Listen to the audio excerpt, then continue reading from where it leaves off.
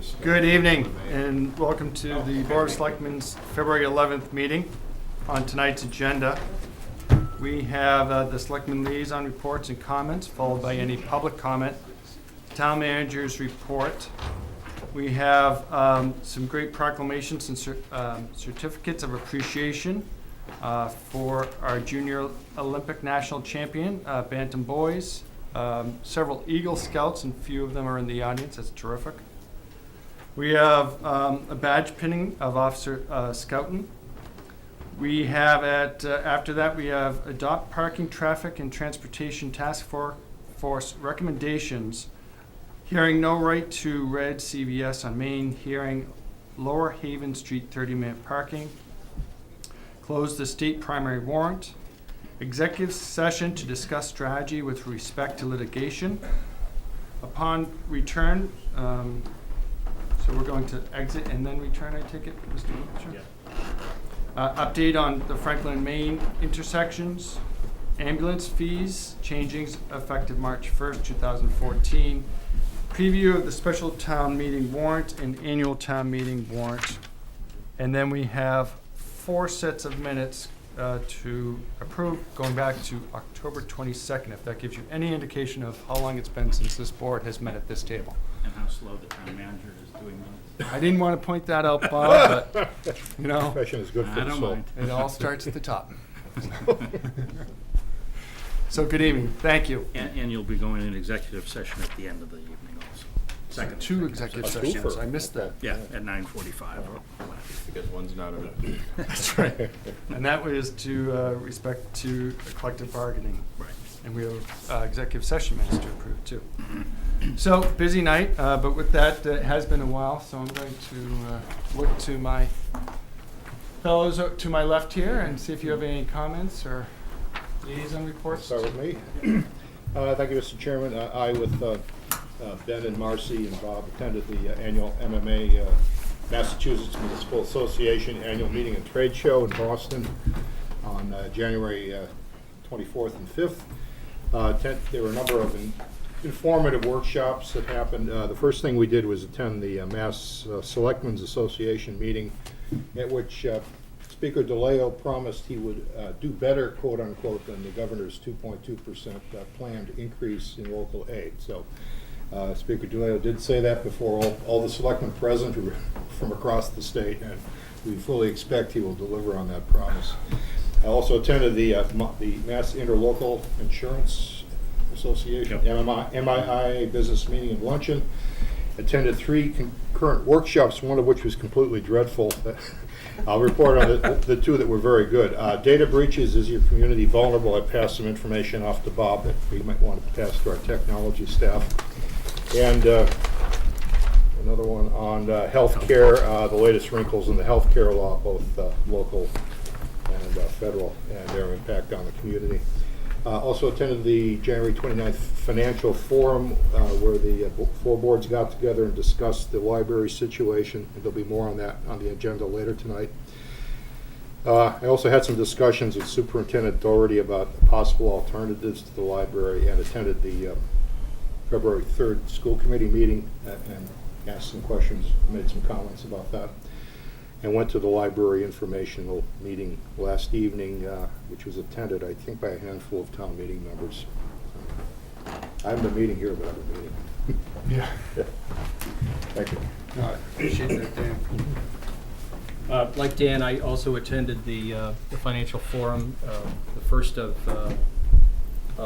2 at a minimum, the second being snowed out. And if the weatherman's any indication, I guess tomorrow night or Thursday night we'll have another repeat of weather. So. Actually, it's said to be rain Thursday night and snow early Friday morning now. So you're doing weather as well? I am. One-stop shopping here.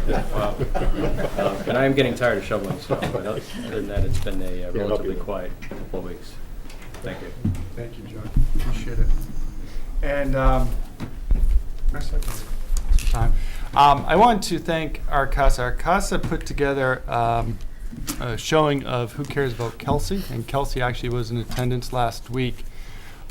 This is a documentary of a high school girl who's had challenges and difficulties, and how her school district came together, but also she, mustered through, and it was a terrific story, and more importantly, to really hear from Kelsey directly, who did question and answer after the documentary.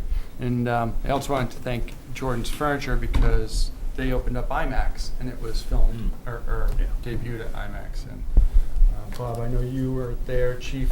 I got to sit next to Chief, but I hadn't seen it before. And No, I I know it's haven't been either. around for a while, because Kelsey's now 23 years old. But I thought it was well received from the people I talked to afterwards.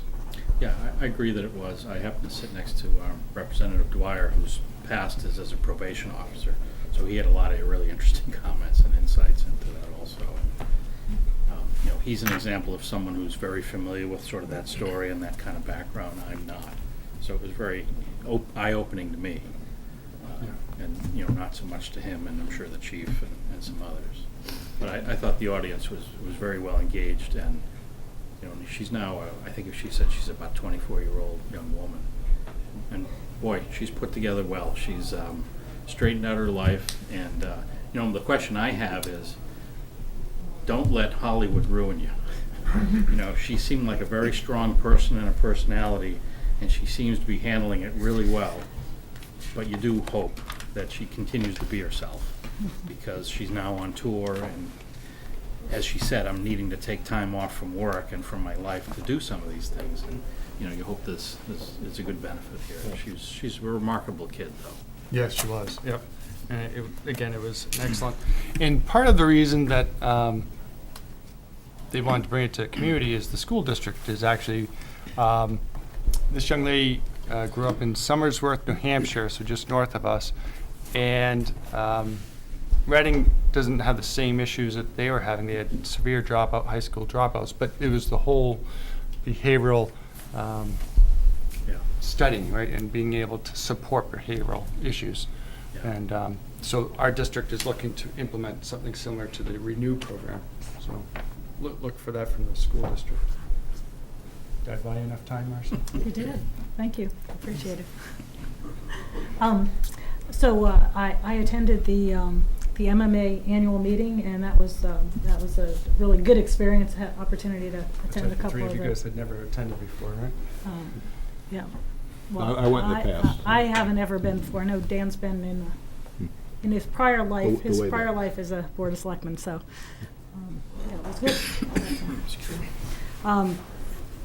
Interestingly, I had dinner with Peter Heckenschwecker on Saturday night. So Oh. that was enjoyable. It's good to see him. The other thing is I did participate in the finance committee appointments, the interviews for that. They had an amazing slate of candidates. I mean, really, really well qualified candidates. It was a very difficult decision because there were so many good candidates. And it just goes to show you that, if we do a little more effort in terms of promoting what those volunteer opportunities are, we're likely to have people who will engage. Several of the people said, I had been thinking about volunteering, I didn't really know how, and I saw the ad in the paper. And we actually did have one candidate who said, I have a little bit of a problem with Reading and your transparency here, and he talked about in his town how they post in the newspaper what the volunteer opportunities are and different components. And I think we have some opportunities certainly as Board of Selectmen and from the town perspective. I was actually thinking about we might want to put a little bit of money in our budget that's for public relations and advertising that's specifically around getting people involved, getting people to participate. Because I know I've heard for many years, people don't want to make the commitment, and yet when the right thing is out there, you wind up with an overflow and more people signing on than you have opportunities. So that's great. It was really good, and there are going to be a couple of openings coming up in July because we've got folks who are ending their terms. So we let everybody know that. Stay We tuned. would love to have them come back again because it was a really good opportunity. We had 9 applicants for 2 seats. We had one person withdrew at the last minute, so it was 8 applicants. But honestly, I thought I'll be able to read through these and maybe cut a couple off. But there was no one that you could just automatically dismiss. Everyone was really well qualified. And then in talking to people, they were even more qualified, really wanted to participate, had great questions. So. I'm hoping for those who are not appointed that we presented some other opportunities coming up. suggested some other areas. I just want to follow up on that. The thing I found most interesting was, I think 6 out of 8 of them had been in Reading for 5 years or less. Okay. And none of them were a town meeting member or had ever thought about it. So Marcy's right. This ad, the way it was written in the newspaper and on the website, in a very simple and sort of clever way by Barry, really hit home with a number of people who otherwise wouldn't have known how to get involved. You know, what Barry made very clear, Barry Berman, the chair, is here's the qualifications. Do you balance your checkbook at home? Are you interested in things like how to spend 80 million on your neighbor's money? Come on and see it. So the finance committee, you know, to some may be very daunting, but he hit the basic skills. Right, well, and I understand Karen Herrick also had participated Okay. in like writing the Writing, ad and making okay. it kind of accessible, so, just to give credit where it's due. So I agree with Marcy. Two people. We did vote on Yeah. 2 people, we had a lot Who of were good the two? discussion, I don't remember the names. I don't want to. with 8 candidates. I'm actually trying to recover. I've been out sick today, so just so you know. Oh, thank you. One of them will be at town meeting on Thursday. So, but all of the candidates really were qualified. Good. The only other thing I wanted to mention is the zoning bylaw committee. We have a public forum that's going to be coming up in early March. I think it's the first week in March, but things have moved around a little bit. It might be this Wednesday, is it the 6th? That sounds about right. Although it might we've got be. another thing that we've got is we do have another opportunity for public input, and that is a breakfast, a stakeholder breakfast Maybe that the we're 6th having. is It the was supposed to happen a day that we had snow, Yeah. so it was rescheduled for the first week in March as well. I So, think that the breakfast might be the Wednesday, the 6th. yeah. You might have the other meeting. I'm not sure of the date. It might be the 4th on Monday. It might be yeah, they're very close together, which is why I'm not remembering the dates off the top of my head. But people who are interested, and we want public interest, folks should take a look at the website, and we've got a link there to the zoning committee, and it's got all the dates of all the forums out there. So that's it. Thanks. Thank you. And you reminded me, Bob, weren't we going to have RMLD come back about their whole position of their finances and our view of that? And what We you- can. As I recall, they're doing a couple of sort of long-term planning studies. Nothing would have changed from when the general manager was last in to today. But sometime, I think she said April, they hope to be done this rate study. I forget the real term for it. We have scheduled, I think it's in the second meeting in April, to have the RMLD, the CAB come in again. We'd certainly invite the general manager and the board, and maybe at that point they'd be in a position to give you more long-term direction. Okay, yeah, for some reason I was thinking maybe the study was to begin in February. I think Okay. yes, I think that's right. Okay. And they have more than one study going on. They have a Right. cost of service study, and they also have an organizational study, and both of those are going to be happening, although I'm And not they sure have the a timing of facility those. study going on also, Oh. a location. So So a lot of studying at the RMLD. Okay, got it. hopefully it's all coordinated well so that it's not very interesting. Thank you, Marcy. Public comment? No, you're gonna wait? Okay. Good. Bob? you- Just some real quick things. Put it on your calendar, June 14th, Saturday, is going to be Friends and Family Day run by the Reading Lions Club, so they've set that date. Obviously, more to follow. We will have the special town meeting this Thursday, February 13th at 7:30, regardless of the weather. So obviously, we need a quorum in order to participate in a town meeting. If we don't have it, then the only sensible plan B is we do it at the annual town meeting. There is a couple of options, but the way this, for those not familiar, the way all this was set up is we had a really tight frame window of opportunity to hit all the dates we need to hit in order to have an issue go from a town meeting onto the April 1st local ballot, if that's the direction town meeting chooses. So if it cannot happen Thursday night because of weather, we don't have a quorum, there's no reason to meet Friday or next week. It doesn't make any difference. We've missed the April 1st deadline. Now, the board will have two options. One of them is to wait till annual town meeting, have the discussion at annual town meeting. If necessary, have a special election, presumably in the first 2 weeks of June.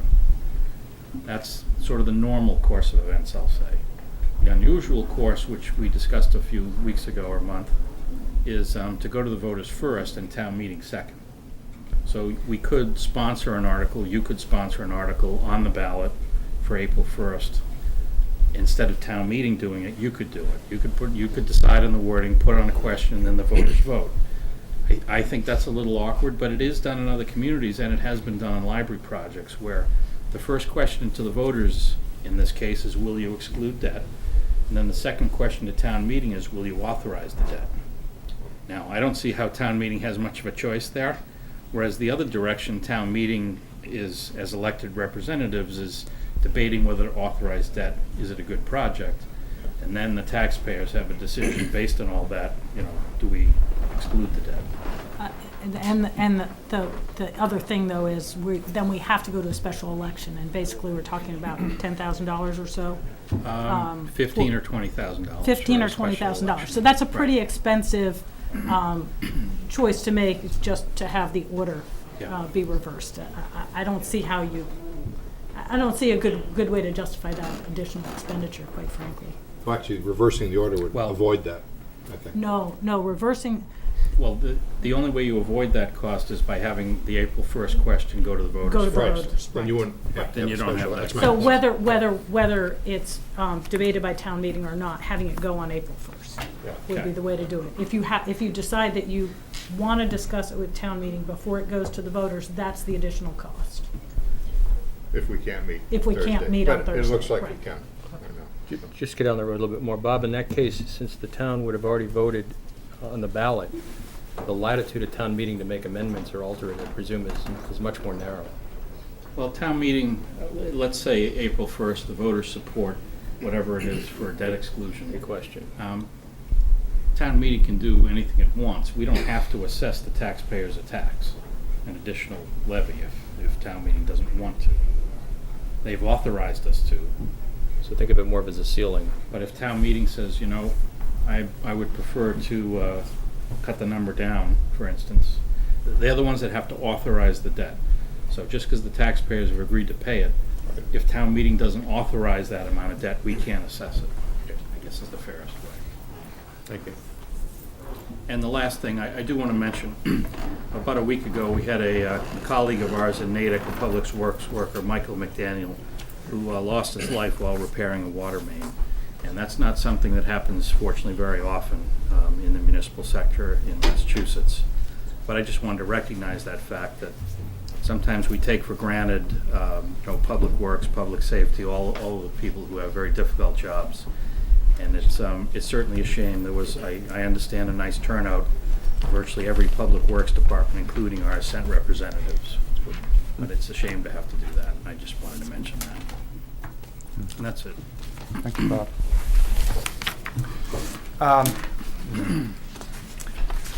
So with that, we have several proclamations and certificates. I'm looking for James first. If you're here. And now I have to find your certificate. Hey, James. Where's your Uncle Bob? James, I hope you communicate as well as Bob does, your uncle. I mean, it's tenacious. So, James, well, I'd like you to meet the Board of Selectmen. Hi. Hi, James. And Mrs. West? How are you? Mr. Arena. Hi, Mr. Arena. Nice to meet you. Hey, James. I'm Dan Ensminger. Nice to meet you. Congratulations. Congratulations. I'll race you someday. Have to give him a head start.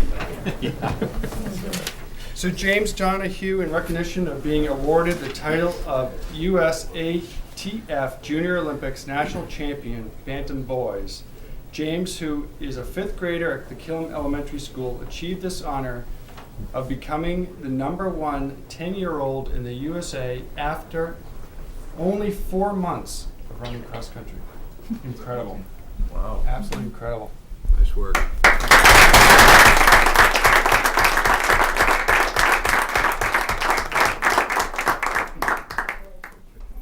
Keep up with it and have fun. You got to go to the State House? Did I see you down at the State House Was that too? yesterday? Wow. But what do you gotta do when you get to high school? You know? Very break some records, yes. We also have 2 Eagle Scouts with us, but we actually have more Eagle Scout certificates before us. And I'm sorry, I don't know who's who, so I'm going to try to figure out who's who. We have what, 5? Should be 6. Six. I believe. Yeah. This is Dan and Nathan Terry. Dan Staffier, Nathan Terry. Great. Okay. With Nathan Strack's parents here. Oh, okay. Nathan Terrier Yep. and Daniel Staffer. James, this is a little out of order, but just to say that 6 boys becoming Eagle Scouts at one time in one troop is a big deal. That is so rare. First of all, it's rare to become an Eagle Scout. When you have more than one at a time in a Boy Scout, it's unusual to have 6 at once.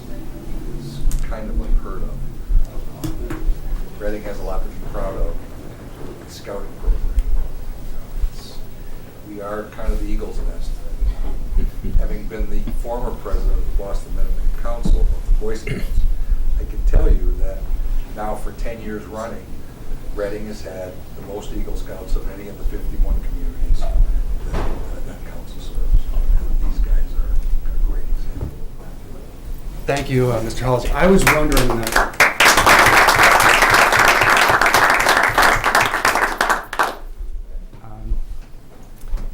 Over my 9 years, I've had the pleasure of awarding the accomplishments of these young men. Most recently, my nephew, Nathan Perry. I was astounded to see all of you in the audience and how many stood up when they asked, how many Eagle Scouts do we have in the audience? Yeah. Just an amazing feat. So congratulations. I welcome my other board members to help me on this one if you'd like, seeing that we do have so many. I'm going to start with Nathan Terry. Actually, we are we supposed to do the motions? Mr. Ensminger? Sure. I'm asking. Happy to do that. Because I usually read these and then somebody says, well, aren't we supposed to vote on the motion of whether we want to give you the certificate or not? Move that the Board of Selectmen approve the certificates of recognition for Eagle Scouts Daniel Staffier, Nathan Strack, James Houston, John Askerson, Nathan Terry, and Robert Chiaccio. Second. All in favor? 4-0. Should we vote on this other motion also? Sure. Move that the Board of Selectmen approve the certificate of recognition for James Donahue. Second. All in favor? 4-0.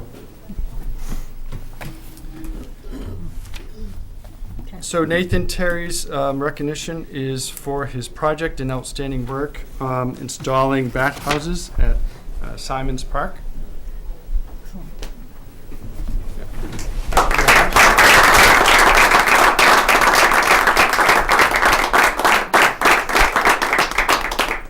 Congratulations.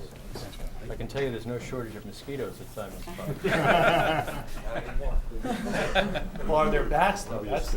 We need to adopt a bat program. They do have now, by the way. They're coming back. Daniel Staffier, refurbishment and improvements of the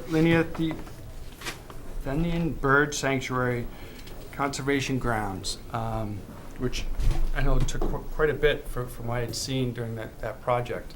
So Daniel, thank you for your work.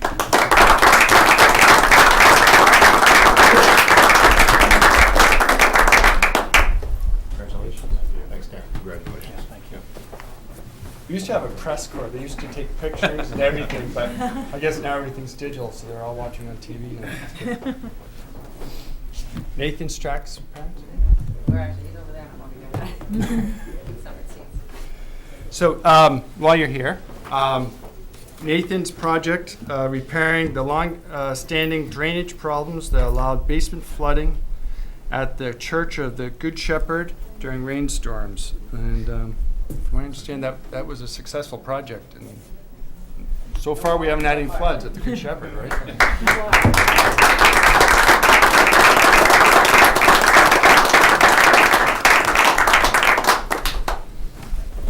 He's working. Yes, Great job. I know. Congratulations. Congratulations. Good going. Tell him good luck. And I'd just like to quickly read the other three projects because, you know, as Mr. Halsey was saying, it's amazing that these boys have made the accomplishment of Eagle, but the amount of hours and effort they put in to do that, but from our perspective, the improvements to this community are, you've just heard three of them, and I have three more to read to you. We're blessed, right? Because now we have a much better community and trails, etc. John Askerson? Replacing the existing chain link fence at the church with granite columns and framing the entrance to the parking lot with two large stone pillars weighing 3,000 pounds each. We have to ask John how he did that. He's a really strong individual. He's out lifting right now. Thank you, John. Robert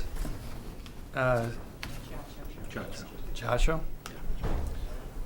Eagle Scout for his service project creating the St. Francis Garden at St. Agnes Church. That came out nice. That does look nice. James Houston, service project of inspecting homes in Reading for compliance with Mass General Law, Chapter 148, which requires house numbers to be visible from the street. So, thank you all three. Do you guys have a meeting coming up that We'd be happy to take those and present those to the boys. Or they would have you a mind, meeting. or Paula, does that work? Yeah.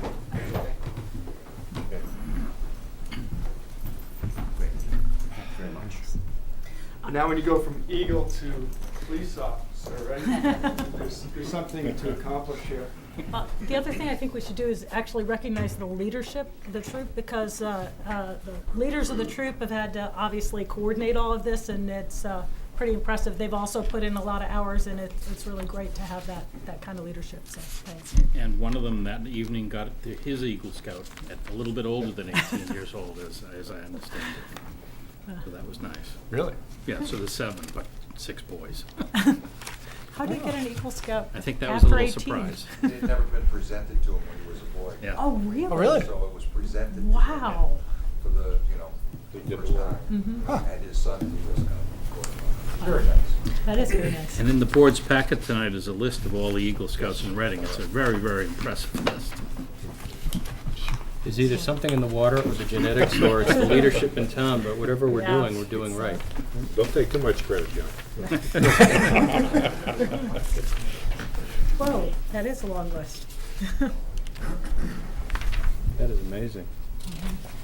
Nicely done. Nice.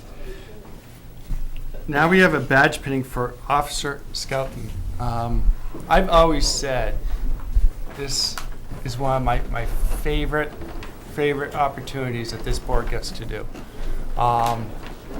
As Bob was saying, DPW, we don't always know that they're on the front lines. They're dangerous jobs. But these guys as well, talk about front line and working in our community, front end to back end. And so we're able to add another officer to our patrolmen and then get them up. I love it, Chief. I love it. Thank you, Mr. Bonzoli. And you mention that every time we come up, how much you enjoy these, and we're very thankful to the board to find time for our traditional badge pinning ceremony. It's a nice event. First of all, though, congratulations to all the Eagle Scouts. A number of years ago, I was tasked by the Chief Marchand at the time, to speak at an Eagle Scout ceremony. And I, not wanting to look like an idiot, I did a little homework. Only about 7%, is that the right number? 2% now, okay? Only about 2% of all Boy Scouts become Eagle. And as John was mentioning, in Reading, we have a long tradition. In fact, I'm sorry, Pika's son is an Eagle Scout as well, of Eagle Scouts promoting through the ranks in Reading. And when you do a little research on Eagle Scouts and what happens to them after they mature and become grown men, tell you boys, your future's very bright, because the majority of Eagle Scouts go on to be CEOs and CFOs of major corporations. And hopefully that'll be your future as well. So congratulations to those young men. And Mr. Don, you.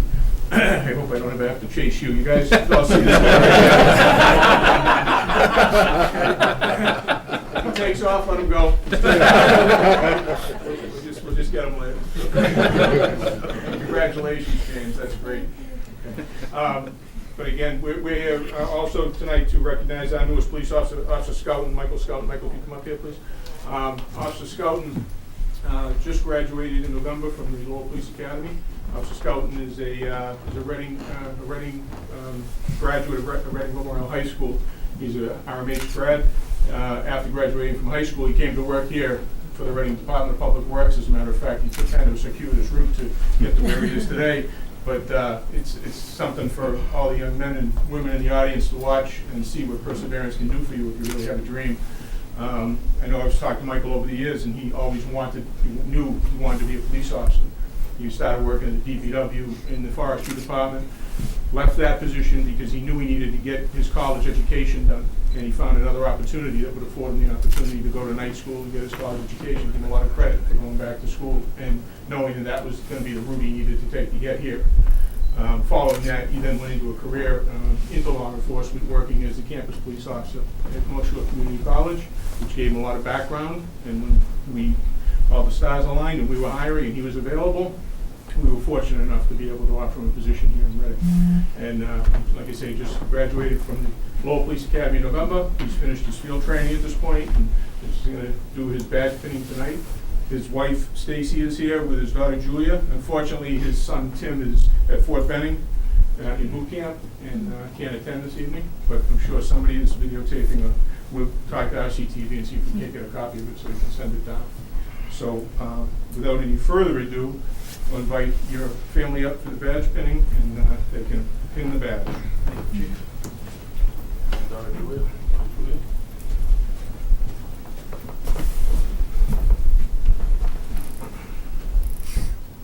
Stick 'em, Julia. There's some encouragement for you. Yeah, exactly. Welcome to the force.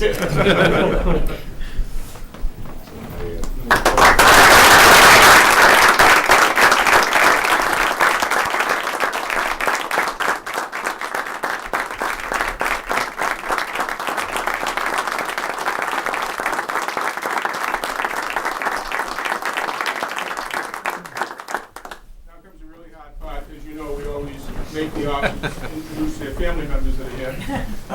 So now we'll put you back together and introduce all your family members. Here tonight is my wife Stacy, my daughter Julia. My son is Fort Benning, Georgia. Fortunately couldn't be here. He pinned me at the Lowell Academy. Had the opportunity for that. I'm very proud of that. I'm very proud of him for being there. Also tonight is my brother Brian, your brother Charlie, and my sister-in-law Debbie. I appreciate everybody being here tonight, my family. They've been very supportive. It's not been an easy road over the years trying to get to this position. And they've been very supportive. I'd also like to thank Chief Cormier for giving this opportunity to me, and obviously all the support from all the officers, lieutenants and sergeants here tonight that have made that transition a very welcome one. With also my FTOs, my sergeants, I'd take a minute to thank them for their leadership and support. Just trying to help me along the way, coming into this job at a later time in my life, and trying to take a little bit from each one of them, and try to mold it into something that I can use and go forward in making my career with the RPD, Reading Police Department, hopefully a success. Thank you, Chief. Don't worry, that won't be the last time. Yeah, I'd like to thank everybody here tonight for the support. It's very heartfelt, and my family as well. Thank you. Officer, thank you. Thank you.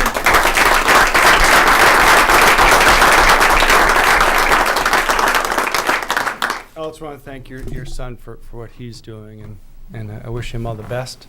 I wish you and your wife all the best. It's not easy, so thank you for supporting him. Thank you for supporting your son. And welcome to the family. Wish you all the best. Congratulations. And now I get put on the spot. Yes, I want to see how well you do on this. Now, the last 2 times, I've missed somebody both times. I Right. was sitting down and in plain clothes, and they didn't raise their hand when I said it. So I'll go and introduce all the officers that are here to welcome Michael to the force. We'll start across the room there. Detective Michael Saunders with the camera, Sergeant David Clark, Officer Mark Mullen, Officer Patrick Silva, Sergeant Kevin Brown, Officer David Savio. I was going to skip him because he was kidding me earlier. Officer Michael Mulo, Officer Christopher Jones, Detective Robert McHugh, Sergeant Detective Mark Segala. Let me see, nobody's sitting down there that I'm supposed to get. Sergeant Detective Pat Iapika, he's the one who's trying to hide. Officer Michael Fitzgerald, Sergeant Richard Abadi, Sergeant John McKenna, Officer Eric Drowski, Officer Christine Amendola, Safety Officer Amendola, and Executive Officer Lieutenant Richard Robbins. Did I miss anybody? All right, I think I got it. And we do have people out on the street, right? The Judy man is over. We are live. Your officers are working on control. That was well protected. But again, thank the board for their support. You know, the men and women of the police department really appreciate, and it'll take a moment. I know Ben's not here, but James, you and Ben specifically use this opportunity to thank you both and know that you're not renewing your membership on the Selectmen Committee going forward, neither one of you, but over the years, you've both been very supportive of the police department. We appreciate that, along with the rest of the board. So thank you very much for your time and effort. Thank you, I appreciate it. And next time, the color guard will be back, right? Somebody's going to reinitiate the 12-gun salute that we usually... We can do, we'll fire the weapons right behind you. Thank you, Chief. Thanks. Thank you, officers, Thank you very much. sergeants, detectives. Thank you. We're going to, because there'll probably be some noise, for those who want to exit, feel free. We'll take a couple minutes just to get some water.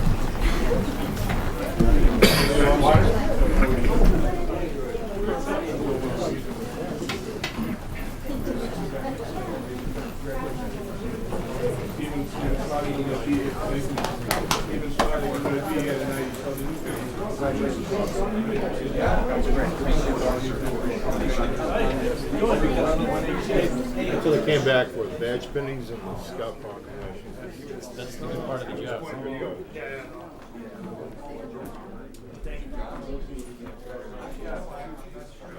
Being the top cross-country runner at 4 months in the sport. It's possible to win.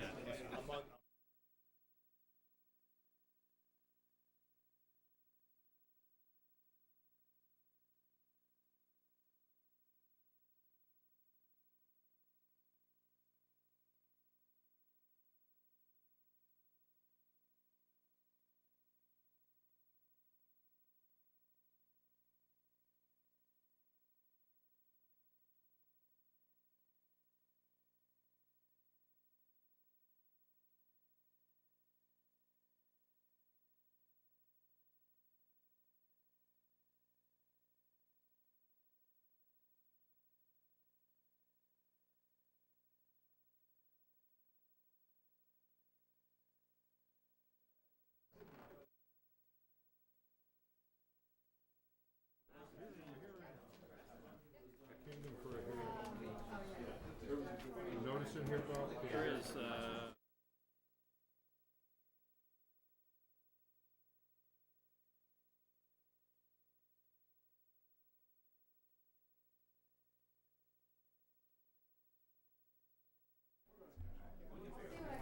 Open both at the same time? I think you answered.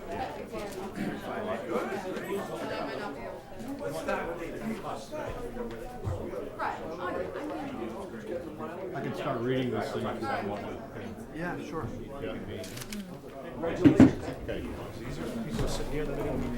Please take notice that the Board of Selectmen of the Town of Reading will hold a public hearing on February 11th, 2014 at 8 p.m. in the Selectmen's Meeting Room, 16 Lowell Street, Reading, Massachusetts, on the following.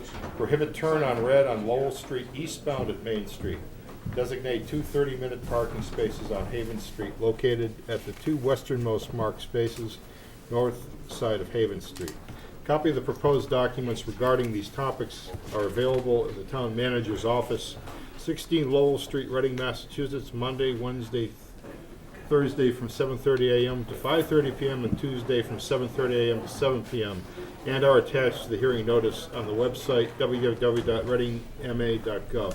All interested parties are invited to attend the hearing or may submit their comments in writing or by email prior to 6 p.m. on February 11th, 2014 to townmanager@ci.reading.ma.us. Thank you, Dan.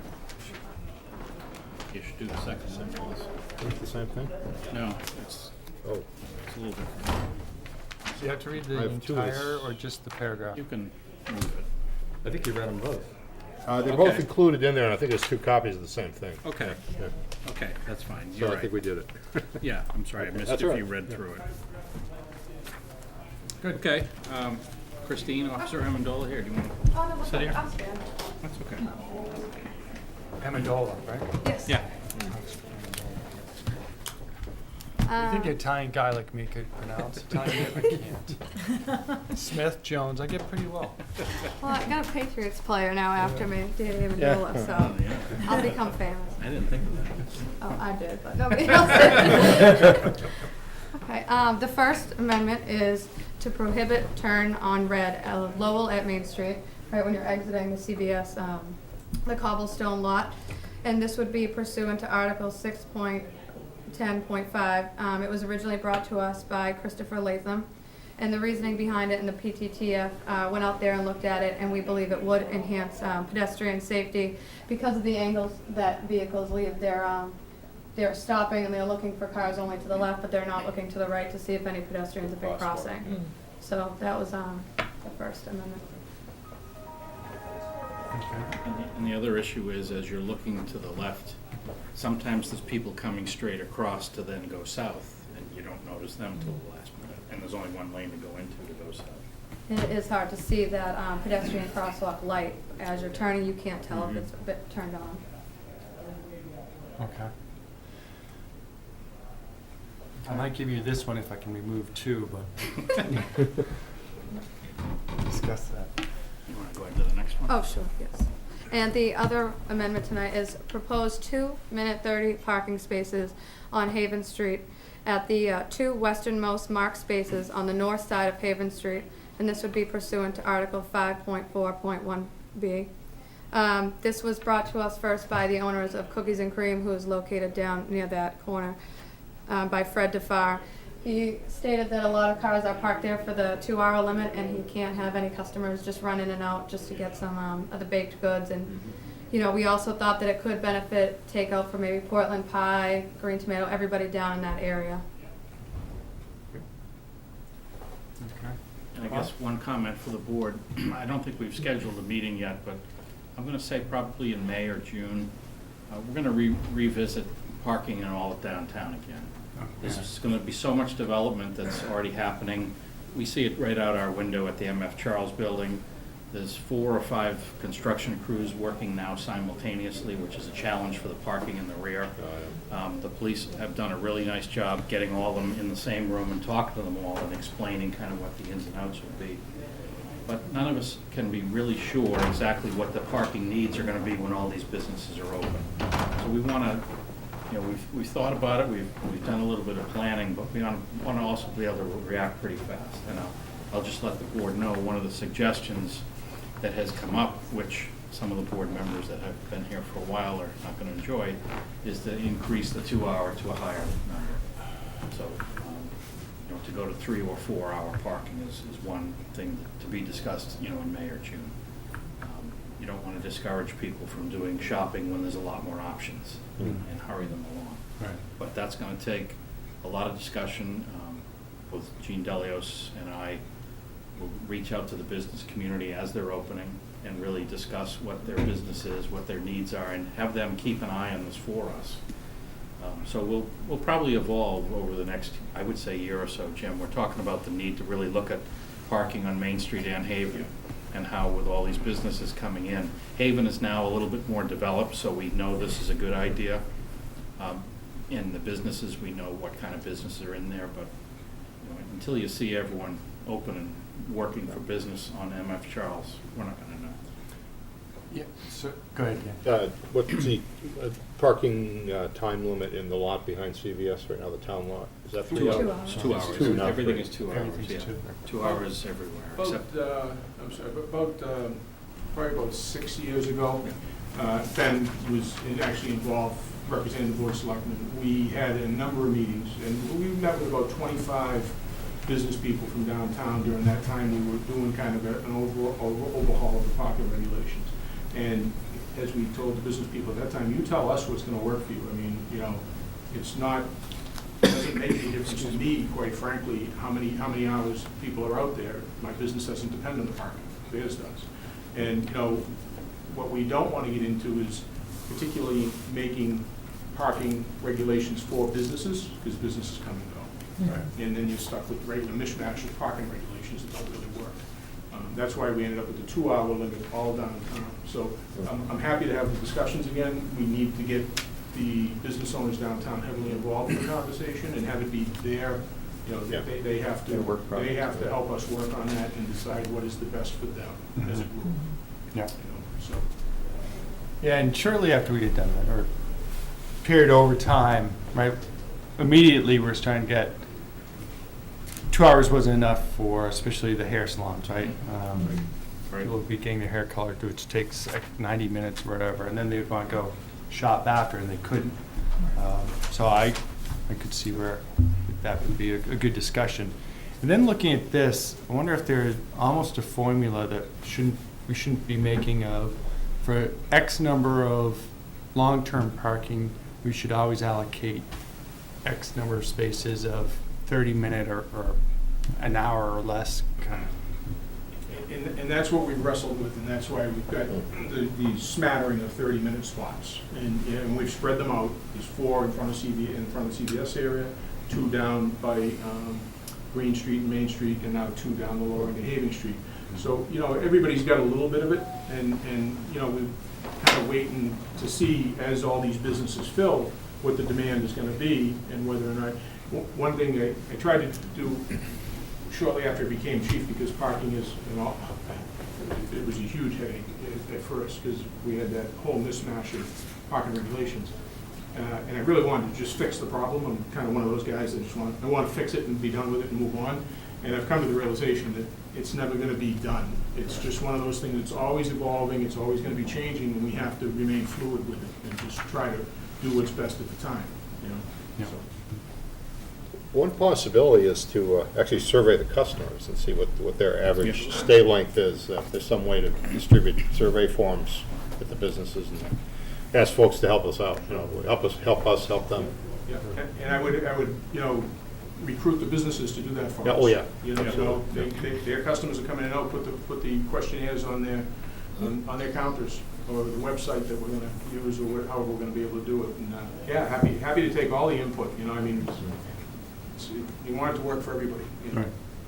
Is that something the EDC might play a role in? Sure. I think would be a good. That's a good one to delegate to them. You know, the big question, you know, drop the bomb now is, you know, the new board members will have to wrestle with it, is, do you want to go to a pay system? And that's something that'll have to be at least spoken about, whether it's going to be or not, is whether you want meters or some type of pay system.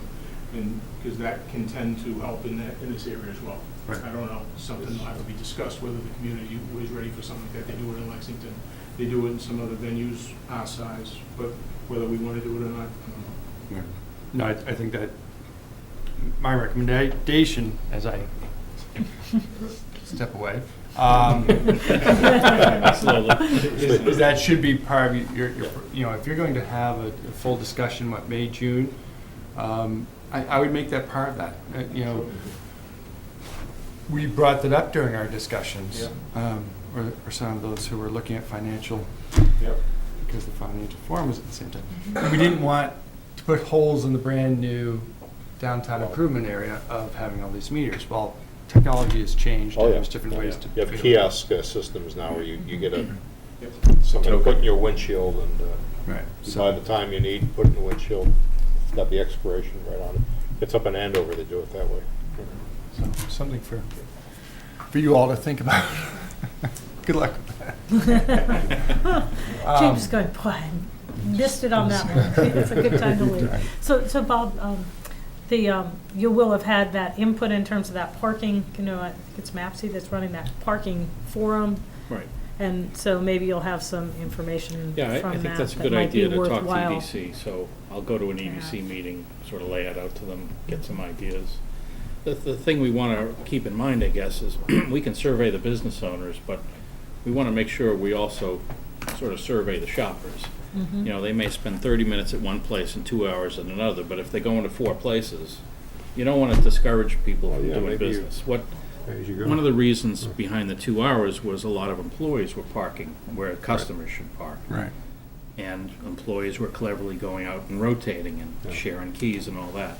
And that's really what you want to discourage. And the businesses should want to discourage that too, because it's taking away parking from their customers. But you don't want to discourage people from making the 3rd or the 4th stop that they would have liked to have done because they're looking at their watch and say, no, it's almost 2 hours. Yeah. So, yeah, we'll get you some pretty good information before we schedule a session. Sure. John? Officer Amendola, on the first of those 2 proposals, if you back up a slide, Yes. the motion before us tonight is only to change the markings, not whether it's an arrow or a sign or any of that. It's more to change the. No, it'd be a. You would be you saying don't we turn can on red. install the sign for the no Install turn on sign. red. Is your intention to sign, or is your intention to have a red, the red arrow or some other No, it visual? would have to be signed, it would have to be signed because the current general law is that you can unless come it's to a red light, you can make a right-hand turn on Unless red, prohibited. unless it's otherwise I see, posted. I see. So we need to post no turn on red there. Have we thought about where the sign would go? Probably on the That back do side of that enter. do not enter sign Yeah. that you see there. One of the problems, you can see in that image right there, that car is almost too far forward to even See it. take advantage of that sign. Yeah. Would you post one across the street too? Can you? We could. could. Yeah, we could. If we look at the MUTCD book, the Manual Use Uniform Traffic Control Devices, it'll give us some guidance on what the appropriate signage is and where it is appropriate to put it. They try to do it uniformly across the country following those guidelines. We would try to be guided by that. Sometimes it's just not, you just can't do it because it doesn't lay out right. But if we had 2 of them, for instance, on the backs of those do not enter signs, most people approaching that intersection should Yeah. see them coming up. To augment that, was there lighting changes you'd propose or could be made? No, no, because if you come to the red light, unless it's posted, no turn on red, you can make a right on red. So we just need to negate the changing the lights doesn't hold. Has this been a source of accident in the past? It has not up until this point. It was brought to our attention by some merchants downtown who walk in the area. See it. And what happens is if you see the angle there, if you're the driver coming out, you're constantly looking up this way to take the right-hand turn because of the angle you're coming out, and people are starting to walk in front of you and you're Absolutely. starting to pull out, and this was brought to our attention. So we went out and kind of watched a little bit, and sure enough, we saw some instances where people are they're blind, pulling forward as they're looking up the street to make sure that they can come out. Probably better off to hold them back so that nobody does get hit.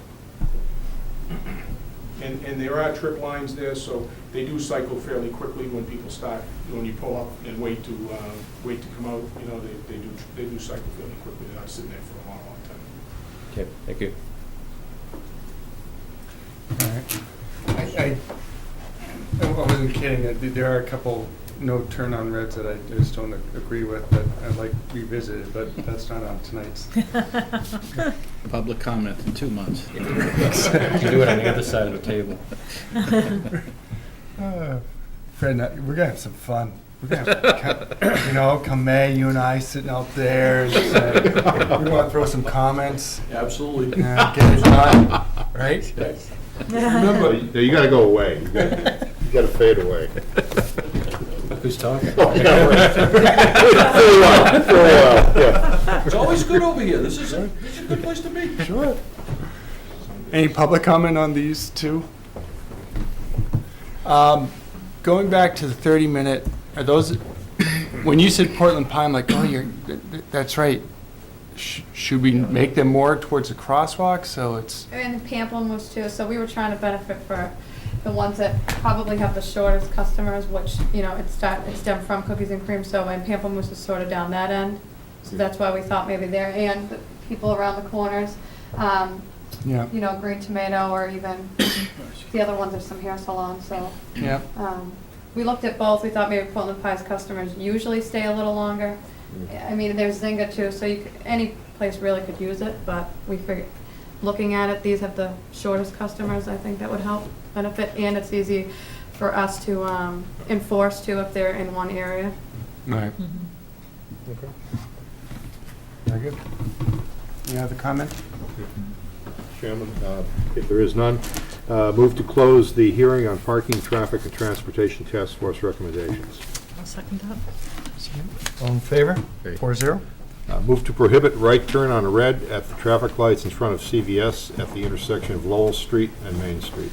Second. All in favor? 4-0. Move to designate the two most westerly parking spaces on the north side of Lower Haven Street as 30-minute parking. Second.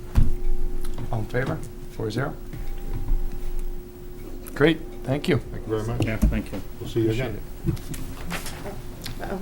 We also just wanted to present you over here, future parking concerns that the PTTF will bring up again in the spring. This is a picture of Washington Street after Prescott when you come down the the one-way right around the park area. And our concern is we've gotten calls over the past several years, and we've gone down there to, the road is too narrow for emergency vehicles, particularly the fire engine and ambulance. Since 2008, we've had 9 complaints from the citizens that live there that they don't believe an emergency vehicle could fit down at the time due to the parking. And usually people are parked legally, it's just not wide enough sometimes, especially if there's any snow. So in 2010, the solution was during the snow season, the chief of police would temporarily prohibit parking on the north side. However, some of these calls have been coming in before the snow season, so it's something that the PTTF would like to take a look at come the spring when everything's clear and see if it really can fit the north side parking or if it does hinder emergency vehicles. This has been, Washington Street for 9 years has been an issue for many reasons, right? You know, first we had to make it a one-way because two-way it was too narrow, and this will not be an easy solution, but I agree, my opinion, Chief, what you come up with will probably be the right one. It will probably not be the most accepted one, but something needs to be done. Is that an area that's subject to the commuter parking restriction? Yes. Yes. So that's going to affect potentially commuter spaces. And one of the reasons that we kind of think this might be appropriate now, Dan, is because we did just open up another 40 commuter spaces Yes. over on Vine Street. So any displacement at this particular, might be a good time to displace them, if we're going to displace them, because we do have available parking.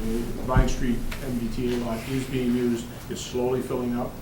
And, you know, if there's ever a time where we can kind of make a case that we've got other parking for you now, I think it's probably the appropriate time coming up, so just, you know. The issue you'll have is with the residents. Washington Street wanted a Washington Street parking sticker so they can park on their own street, but. Oh, I see. So this will be a difficult one for them to say that they can only park on one side, but this picture I've seen for many years, and they're right, when it's snow, you can't fit 2 cars on it. Right, and that's, you know, what we've done the last few years is under the traffic rules and regulations in an emergency, I can regulate parking. So when it snows, I decide it's an emergency, and I limit the parking on the north side for the winter season, basically. So part of the conversation probably will be in the spring. You know, we'll make recommendations, but, you know, do we want to do it seasonally or do we want to do it permanently? You know, and as you can see, this is fall, and it's tight. I mean, that police car, you know, to get a fire truck through where that is still, it's going to be tight. It's hard to And see that's the fall, curb. You know, So with that, I assume because we have snow that you've implemented the no Yeah. parking on north side. I know. Wouldn't it be better to, if the vote is to shut it down, Do it before the to do it expiration. before the snow actually goes away, so people aren't starting to park and then We'll be back next month. Excellent. And just leave, when are you leaving? We have an agenda for April. Take your April vote on 5th it. would be a good day. No. March 14. 21. Well, while we're bringing up other areas of town, can I ask about the status? I know some time ago the board discussed the potential for a pedestrian signal at the Dunkin' Donuts on Salem Street. There's a lot of cross traffic from Peter Sanborn Place. Can I ask where that stands, both from your standpoint and the capital I'll plan? give you an update based on a meeting I had today, mostly to talk about Franklin and Maine, but I went to District 4 in Lexington with the town engineer, and that's in our control. As soon as the weather's good, that's going in. Oh, good. The question we had for them was, we need to have some kind of a blinking warning sign of that as you're leaving the rotary. And there's some discussion as to where the best location for that is, and one of the choices is on their land. And we learned today, and you guys haven't heard this, that they're actually involved in a somewhat large project with the intersection, with the rotary rather. And they were saying how if they put up a sign that called it a roundabout, it would be safer. Don't ask me why. But they have a proposal to do some, no re-engineering of the rotary, but some pretty serious markings. And they didn't get into details, but they said that would cause them to at least possibly hesitate in letting us do something on their land, but not stop them. It's just, it would be a hesitation. Their line, you're So- referring to the state? Yes, the state. So the plan is in April or May, when the weather's nice, to be able to go off and mark, the road in a permanent fashion. But it could be that, depending on what the state's involved in, it may not happen right away. This is at the Right traffic outside of center? REI. Okay. And they're- Further away from the rotary, but you have to warn cars approaching with a flashing light saying, there's a pedestrian crossing up Gotcha. ahead. But that's all planned, that's going in. That's the plan, yeah. Excellent. Thank you.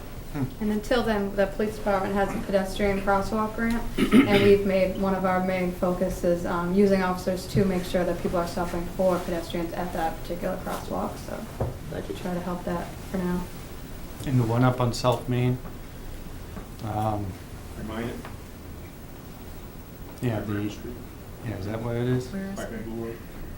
There's one there. No, up by Sam's Bistro, that whole intersection, wasn't Oh, yeah. that being I studied? got an update on that today too. That was another one.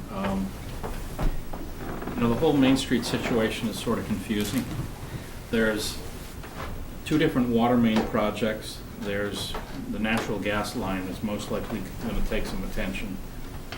The state wants to pave Main Street all the way up to the railroad tracks. So that, as more layers got peeled away today, we realized it's more complicated than any one of us understood going in there. That intersection is 25% designed, and we're talking about what's called a South Main Street diet, which we'll also get in front of you. Just to give you some flavor for that, the state is very interested and motivated in encouraging healthy communities, so bike lanes, pedestrian crossings. One of the options on the table is to change it from a 4-lane road all the way on the southern end of 28 to be a 2-through lane and a center lane turn, and then to have bike lanes on each side. So that's one option, and that's called a diet program. I'm not sure what diet stands for. And that is coming in, sort of all these factors are coming together so that the town needs to make a decision, and it's certainly going to come to the board as to different options you'll have to go forward with. But it seems like at this point, the Hopkins Street intersection at 25% design should stop, because we're not sure what other choices the board needs to make, and clearly there's going to be a lot of community outreach in this Right. discussion. Right. And that's another thing for the spring. That's another thing we learned today. Wow. I would say that the paving of South Main, there was discussion that the state wanted to do it this summer, but really what they meant was they want to get it on a list, which doesn't really fund it. But once it gets on the list, it starts moving forward. And I would say realistically, we're looking at probably 2 summers from now, best case. And if that's the case, I think all the work probably can be done within that time frame in terms of infrastructure work. Whether we want to reconfigure the lanes is a whole different issue. But you'll be seeing that again probably in the May, June, July timeframe.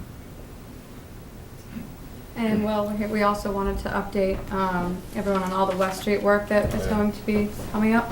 And actually, before the MWRA project, National Grid will be working on West Street from Border Road to Woburn Street, and they're replacing their 12-inch gas lines there. They are waiting on a couple state permits, so they should begin in about a month or so, and they're going to be there pretty much from the next month or so to about the end of June, when the MWRA will be coming in. They are going to, they also need to work on Edgemont Road, but we've advised them they can't really do that until school gets out. So they'll make that the end of their project. And they're, with the National Grid and the MWRA project, it's gonna call for a lot of detouring. They are not sure that they can keep, National Grid is not sure at this time if they could keep a lane open or if they're gonna be working so much towards the center that we're gonna have to detour for a lot of the project. So, and then the MWRA project, that's going out to bid February 28th, and so they're looking at an August 1st start. They usually work about 7 to 3:30, and they're also starting at the Woburn line, and they're only going to about Oak Street. Their engineers, we had meetings with the MWRA, and they have a private engineer company, FST, and they've put together some detour plans, and then as well as the chief of police put together a detour plan. And for some of these detour routes that we could be using during National Grid and the MWRA project, we may need to ask for restrictive parking on some of these side roads to fit all the traffic that's going to be going down. These are just some of the detour options. This was one from the FST engineers.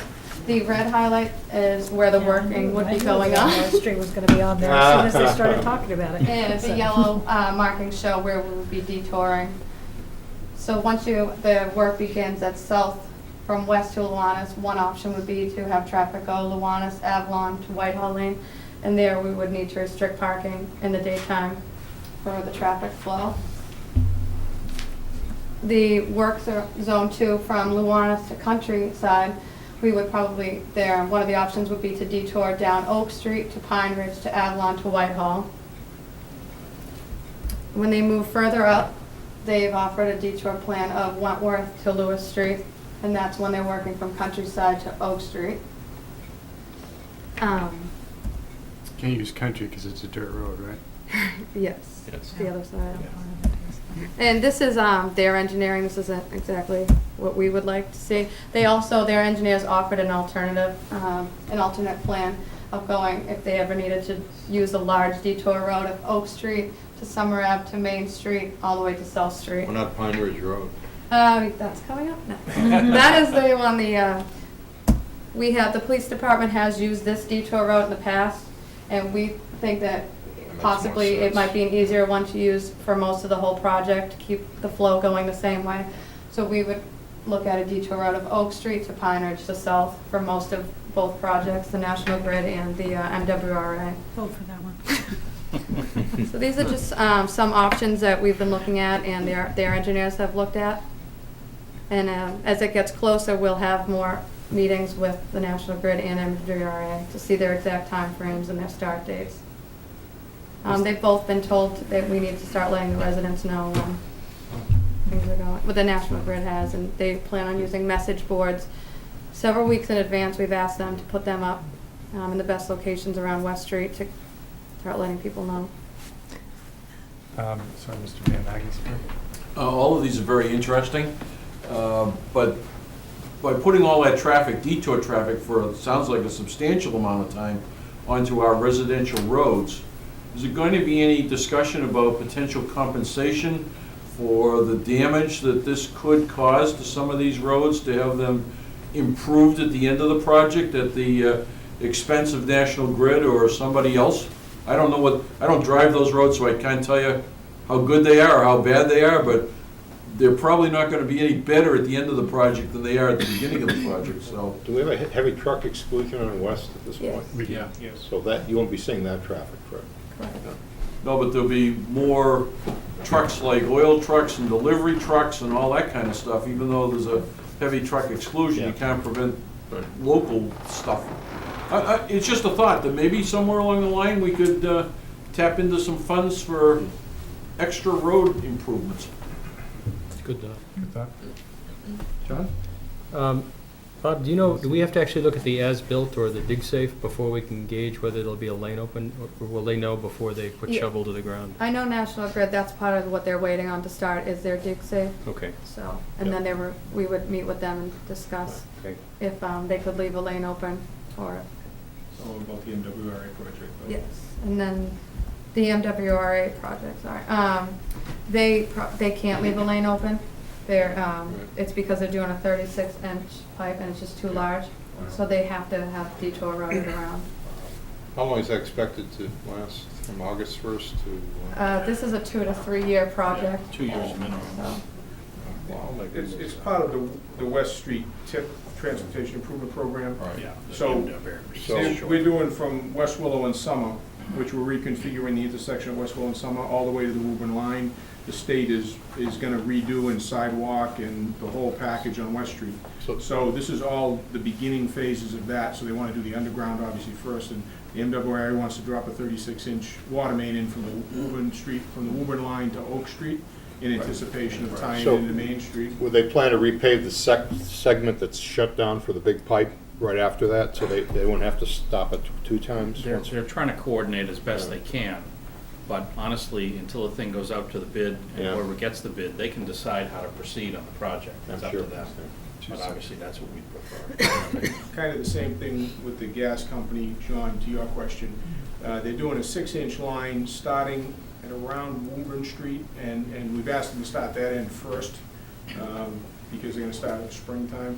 And they're gonna bring that down, and then around Oak Street, they're gonna jump it up to a 12-inch line, high pressure gas line. So, and they have to go where there's openings.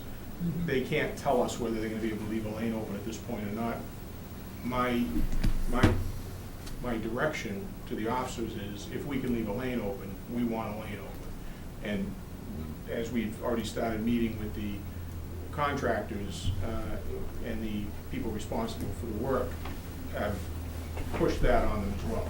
If there's any way to leave a lane open, I want one lane open. But we know, like with the MWA 36-inch pipe, there's no lane, there's not gonna be any place to open from that Except section. you're gonna let local residents get in. Oh, yeah, they'll always be able to get the local residents in and out, but that's one car at a time, and they'll Right. do everything they need to do to make that work. But once they get past under the bridge, because it's pretty wide under the bridge, they'll be able to leave a lane open up until that point. But once they get past Right. Whitehall, basically south, the intersection of south, there's just not gonna be enough room with the 36-inch main to open that up. We're gonna have to detour at that point. Do I understand you to say it's 2 to 3 years for that plumbing project No, by no, itself? Not for the MWRA part. That's the Total full package. The whole length. thing, yeah. So hopefully the whole thing is not open Yeah. and closed off for 3 MWRA years, is right? planning It's just in until the pieces. fall. Maybe 6 months a Yeah, segment, something something like like that. Yeah, the water Two main, the months. 36-inch main, they said would take 3 to 4 months. On Just the that West part. Street part. On the West Street part. Yeah. Then they go down Oak and who knows where. Be a great lemonade stand for some of these routes, you have a lot of traffic. And we learned today that the August 1st deadline, or the August 1st kind of guess of construction is probably gonna be delayed, because they're probably not even going out to bid now in March, and it's all tied into when the bond bill is authorized, which it hasn't been by the Senate yet. It has been by the House. So it's not gonna happen any faster than what you're seeing here tonight, and it could happen slower. And that, obviously, the superintendent needs to know for school opening, when different things are gonna start. Ideally, it would have started at the last week of June or the first week of July, get a lot of work done around the schools and then be done with it, but my guess is they'll start just when you open school. Bet on it. Is any of this work tied to the season? I mean, can it be successfully done in the winter with all the? Yeah, a lot of it can be done in the You'd winter. like to. Not paving, but certainly Yeah. water main and gas Bearing main. pipe, wintertime work. Any other fun? No, that's it for Thank you. us. Thank you. What you very what much. we may ask for the board, when they start the program on West Street, which would be in the next month or two, is, I'm going to talk to the town manager, we've spoken about it briefly, is when they did the high school project over, the board delegated authority to the town manager at that time to implement traffic controls as needed for that project around the high school project, if you remember, and they put a designated time frame on it and said, okay, Mr. Town Manager, you don't have to come back to us every time you want, set up a detour and put up some no parking signs or whatever you need, from now until 3 years out or till the project ends. But once that project ends, everything comes back to us again. I don't know, maybe something to think about. We'll come back and talk about another time. And one of the Just to things plant that the seed. I think, we both are in agreement on, it'd be nice to have one set of detours, instead of every week or two having a whole different route. Right. It's Be gonna be consistent. inconvenient for those neighbors, but just from a habit standpoint, for people to understand where the detours are. And obviously, we just soon have detours that cut down the cut-through traffic. Right. And as West Street is becoming a problem, I'm sure it will. When the flyover ramp was built, for a while, we saw a lot of traffic on West Street because 93 was an inconvenience. Now it's gonna be the opposite. We hope people find another way. Don't come back. So, yeah, I just want to make sure, once again, when you guys put up the lit signs, you are going to put them way at the end of West Street so that people can get onto 93 as opposed to, because many people do the commuter route down Yeah. West Street and Our intention is to get the signs up 2 to 3 weeks in advance, on both ends of West Street. And, try to tell them, to say, listen, beginning on this date, construction, seek alternate route. After that, Right, right. after the first couple of days, they'll figure it out when the construction really starts. But, our hope is to get the signs, down into Woburn a little bit and tell them that starting, 3 weeks from now, 2 weeks from now, it's coming. You can't do them too early because they just become part of the woodwork, People's, And as part of the bid that we think is going up in March now, we've asked the state to also post on 93 with a message board, especially coming south, before 129, so people don't get off at Don't get off. 129 and then take west. And I've been in contact with the police chiefs in North Reading, Wilmington, and Woburn, and notified them that those are the 3 primary communities that use West Street as, cut-through traffic, if you will. And they're starting to put information on their websites to get that information out to their residents. So we use all the resources we have to get the information out. Something I just thought of, because I take this route frequently, I go 93 up to 129, take it down to where I live. I think there's going to be an increasing amount of traffic southbound on Lowell that's trying to get back into Reading. So you might want to watch the timing on the traffic light at Willow and Lowell, because you could get a lot of queuing there, I think, because of this. Kind of adjust your cycles or whatever. Is that the state's responsibility, or is that? Those lights, no, actually, I think those are ours. Okay. So that would be the engineering department, but we'll be. You want to keep an eye on that. George is going to be in close contact with us. your point is timing adjustments during the day to accommodate flow. Yeah. And maybe especially during the rush hour. Yes. People coming up, they normally come up west, go through Woburn, come up to my neck of the woods, all of it coming down Lowell. After going up 93, one more exit, 2 more exits. Yeah, that intervale connection is always an issue anyway. I don't know what we can do about it, but we almost want to have that center turning lane for both to go to Austin Oh, Prep, yeah, but I know also what to you go mean. to Yeah. Intervale. But you just don't have the room there. Yeah. Well, we have all the parties here, seeing the superintendent. Weren't we also talking about doing a parking study at Birch Meadow Drive and Arthur B. Lohr Drive, so the Y, the schools, and the parks? Yeah, we have been discussing that, but there's no real time frame on it. Okay, because that determined whether, only because I do Coolidge drop-off, I know how, and sports on weekends, how busy the old Imagination Station is. Hate to lose it, but it really Yeah. should remain as a parking lot, but that's up for you guys. De facto parking lot The now. discussion the board had a few months back was when we were talking about Birch Meadow and kind of hitting the reset button on the master plan for Birch Meadow and making sure we include things like traffic. So although the rec committee will do the master plan for the park, obviously they're not going to do the parking. But as they're studying it, that's where I'd come in and join them. Talk about that, because we talked about it all the way from Arthur B. Lord and possibly reconfiguring that road, talking to the Y about their parking, talking about Imagination Station. It's a fairly integrated and fairly comprehensive effort. Yeah. Yeah, that's on the plan. Okay. As I understand it, the rec committee won't be done this summer on the Birch Meadow thing. That's the last I heard. It'll be more late in the summer. If DPW could continue to plow Imagination Station. that, which works out well, but also on Arthur Velor Drive, John, do you know what I'm talking about? It's kind of almost like the Y property. You know how we, Yes. it comes off the hill, Chief? You know, that little path that's blocked from the rocks? But people are able to then, instead of parallel park, we're able to like nose in park. You can get probably 10 to 12 cars in there off the right-hand road. side. Yeah. Yeah, there's a dirt area Yeah. there.